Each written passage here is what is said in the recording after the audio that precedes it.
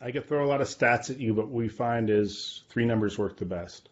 Mm-hmm. 1 in 10. 1 in 10 of our predictions actually lists in the first 90 days. So 1 in 10 in 90. It's Okay, so you that have simple. 100 people, 10 listings. You just 10 listings. you can take Yeah. so let's say you have 100 people, you just bury them with prospecting, door knock, mailers, social media, air, land, and sea, right? And you really suck at your conversion rates. 10 people list. Now you have, let's say 5 of them already have relationships. Now you have 5, so you can, let's say you get 2 out of those 10. Would Mhm. that be a success or would that be a failure? I think that would be realistic. Gene? When you look at how agents engage, you're not going to get everybody. But when you Mm-hmm. look at what you're comparing us against, which would be, let's say online marketing, right? Uh-huh. Today there are over 400 leads generated per transaction. That's right. There's 200 million online leads generated annually right now for what, roughly 5 million transactions every year. The number of leads being generated continues to hockey stick up and to the right, yet the number of transactions remained relatively constant. So that means 399 of the leads you buy online are crap. That's just Hmm. it. Those are the numbers.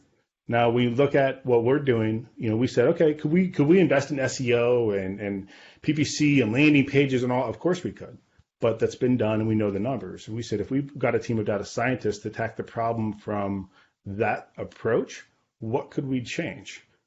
Could this actually move the needle significantly? And what we're finding is that even in our average is 1 in 10. We are now 1,000% better than a coin flip or the market at random, right? So we use a better than random metric in all of our evaluation results. So we say, okay, in this market, 1 out of every 87 properties listed in the last 90 days. Okay.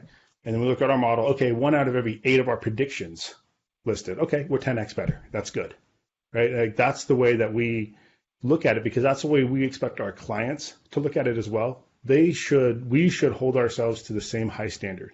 So when we look at taking that 1 in 10 and 90 approach, right? That's what we quote now.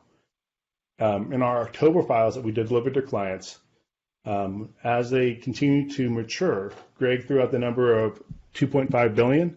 We correctly predicted $2.5 billion in early December. Where that model ended up was at 3.6 billion. That's where it's at today that we've Damn. correctly predicted. So it continues to evolve. Now we find that our models, like our prediction window from a certain date is, hey, within the next 90 days, this is what should happen. Humans are very irrational. And so, especially around large transactions, we find that, things do push them into that second 90 days, so that 180-day window.